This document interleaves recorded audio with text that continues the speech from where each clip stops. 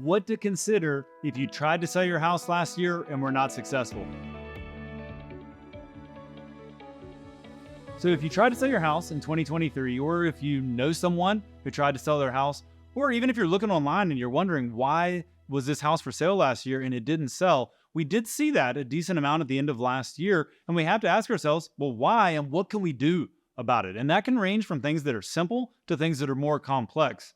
On the simpler end, one of the first questions is, hey, did I have good access to this house? Meaning, was it easy for people to come see the house? Did I make showings easy? Did we have open houses that people could come to? Could they come in and see the house? If you did provide good access to the house, but you still didn't get the activity that you wanted, the next thing to look at is presentation. And this is both presentation from a marketing standpoint, the marketing that your agent's doing or that you're doing if you're trying to sell it yourself, to the way the house looks. Did you do things to make your house stand out? Make it so that when people are looking through a bunch of houses online, they're going to be like, oh, I want to come see this one. And then the presentation is also when you're actually at the house, when you come in the house. Was the house warm? Did it smell good? What's the first impression? You can't remake a first impression. And I have been in enough houses with people to know that as soon as they walk in, they make an impression.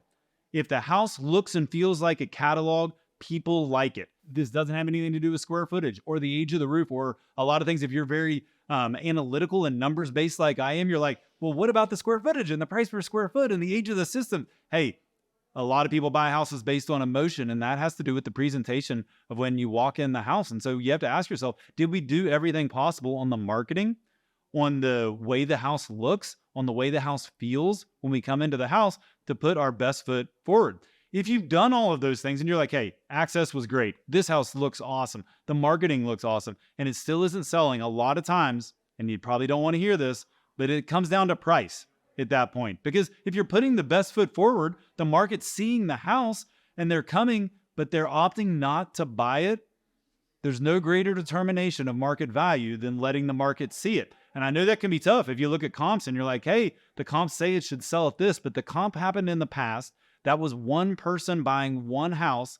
And what's happening right now in the market is determining the market value of your house. And so you have to ask yourself, hey, if we've done all the things to put our best foot forward, do we need to change our price so that it's more attractive to clients? So those are some things that you can do if the house didn't sell. Another thing that you can do is you can go ahead and ask, hey, should I get a cash offer? Should I solicit a cash offer on this house? Or should I consider a program like a buy before you sell program or some alternative way to sell your house other than the traditional way? And we are happy to walk you through that. There are multiple options for how you can sell a house in today's market, and it may be right for you, it may not, but you owe it to yourself, if your house didn't sell or if you know someone who didn't sell their house, to explore all the options and make sure that you're picking the route that's best for you, and we would love to help you do that.